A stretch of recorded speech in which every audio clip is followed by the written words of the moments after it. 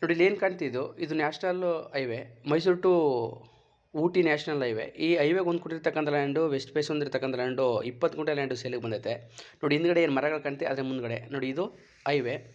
ಇದು ಬೆಂಗಳೂರಿಗೆ 206 ಕಿಲೋಮೀಟ್ರ್ ಇದೆ, ಮೈಸೂರಿಗೆ 66 ಕಿಲೋಮೀಟ್ರ್ ಇದೆ, ಗುಂಡ್ಲುಪೇಟೆಗೆ ಜಸ್ಟ್ 6 ಕಿಲೋಮೀಟ್ರ್ ಇದೆ, ಬಂಡೀಪುರ ನ್ಯಾಷನಲ್ ಫಾರೆಸ್ಟ್ಗೆ ಜಸ್ಟ್ 10 ಕಿಲೋಮೀಟ್ರ್ ದೂರದಿರ್ತಕ್ಕಂಥ ಲ್ಯಾಂಡು.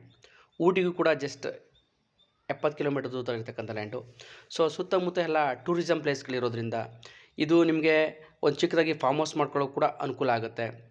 ಅಥವಾ ಏನಾದರೂ ಕಮರ್ಷಿಯಲ್ ಮಾಡ್ತೀವಿ ಅಂದರೆ ಬಂಕು ಅಥವಾ ಹೋಟೆಲ್ಲು ಅಥವಾ ಚಿಕ್ಕದಾಗಿ ಹೋಮ್ ಸ್ಟೇಗಳು ಮಾಡ್ತೀವಿ ಏನಂದರೆ ಅದು ಕೂಡ ಯೂಸ್ ಆಗುತ್ತೆ. ಅಂದರೆ ಮಲ್ಟಿ ಯೂಸಸ್ ಆಗುವಂತಹ ಅಗ್ರಿಕಲ್ಚರ್ ಆ್ಯಂಡ್ ಕಮರ್ಷಿಯಲ್ ಯೂಸಸ್ ಆಗುವಂತಹ ಲ್ಯಾಂಡು ಸೇಲಿಗೆ ಬಂದೈತೆ.